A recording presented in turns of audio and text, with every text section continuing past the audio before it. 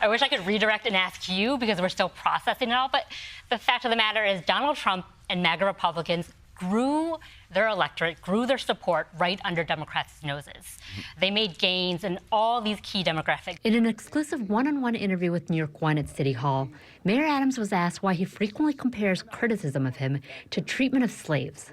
Are people in agreement with that? Did you disrespect her in turn when you called her effectively a plantation owner? He can say it, and whether we believe it is another question, but dramatic, Laura, is exactly the right adjective. This is a dramatic escalation into this federal investigation into the mayor's 2021 campaign and whether it conspired with the Turkish government. Was able to stay in office for so long considering all the alleged fraud and the lying, but of the issues you mentioned, illegal immigration, border security, the migrant crisis, that is what feels like top of mind for Democratic and Republican voters. Like, how do you get to do that?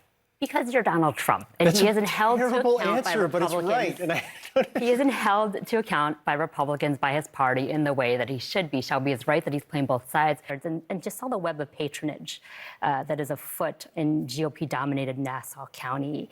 And these individuals that are mentioned in the New York Times reporting that we hear about now are just cogs in this patronage mill. And they're here in angry protest at the Supreme Court's overturning of those protections of abortion rights, and their frustration, the devastation is palpable here. But the district could well deliver Nadler a victory in tomorrow's primary. This has been a contentious incumbent on incumbent primary with a dark horse challenger.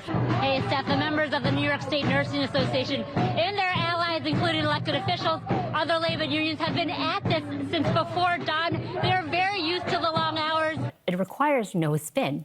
He was falconing upstate in the Hudson Valley, came across a bear, put it in his car because he wanted to freeze it and eat it. I want your assessment of how the party is doing in power, because from my vantage point, he's had a very, very rough first couple of months. His approval ratings have plummeted.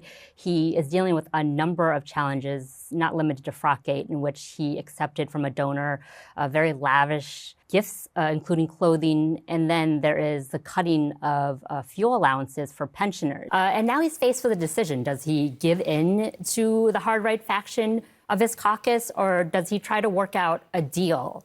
Or does he just stand his ground, call their bluff, put the defense spending bill to a vote, and like he dropped that F-bomb, just make them do what they will and see if they really follow through. I want to stress that television is Donald Trump's preferred medium. Before he was a politician, he was host of The Apprentice. Now, we could, as the campaign season unfolds, have a reality show that is, again, of his making, but not on his terms. So it'll be interesting to see that contrast play out. What happens to George Santos in 2024?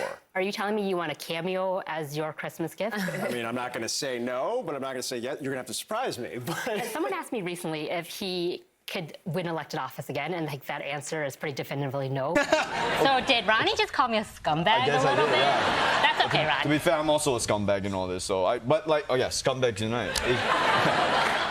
But no, don't clap that. It's awful.